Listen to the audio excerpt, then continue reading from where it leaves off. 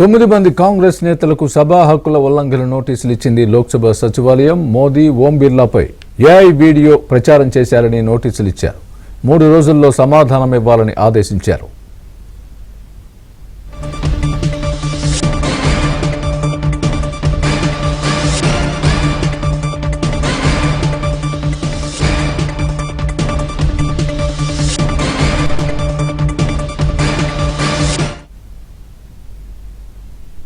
ఇదే అంశానికి సంబంధించి పూర్తి అప్డేట్ మా ఢిల్లీ బ్యూరో చీఫ్ కృష్ణ చెప్తారు. కృష్ణ, చెప్పండి.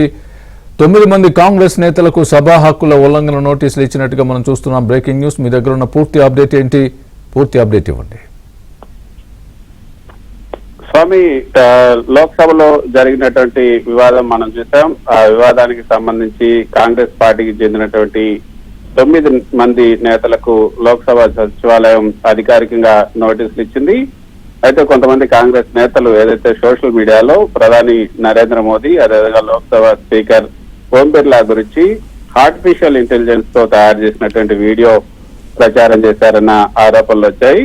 ఆ వీడియోలు తప్పుదారి పట్టించేలా మిస్లీడింగ్ గా ఉన్నాయన్నది అధికార పక్షం ఫిర్యాదు చేసింది. అయితే సభా హక్కుల ఉల్లంఘన ఏదైతే పార్లమెంట్ ప్రివిలేజ్ గురించి, పార్లమెంట్ గౌరవం, అదేవిధంగా సభ్యుల ప్రతిష్ట, సభ పనితీరు దెబ్బతినకుండా ఉండేందుకు ఉన్నటువంటి ప్రత్యేక హక్కులకు సంబంధించి, పార్లమెంట్ ప్రివిలేజ్లకు సంబంధించి ఎవరి చర్యల వల్ల అయినా ఈ సభా గౌరవం కనుక నష్టం జరుగుతుందని భావిస్తే దాన్ని సభా హక్కుల ఉల్లంఘన కింద నోటీసులు ఇస్తారు.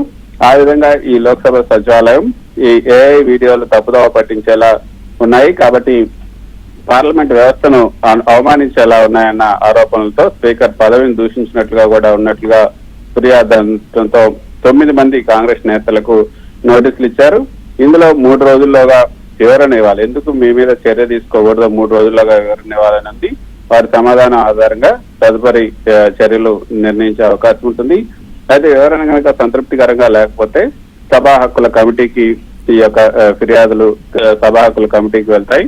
క్షమాపణ కోరమని అడగొచ్చు, లేదంటే సభలోనే వాళ్ళను మందలించే అవకాశం ఉంది.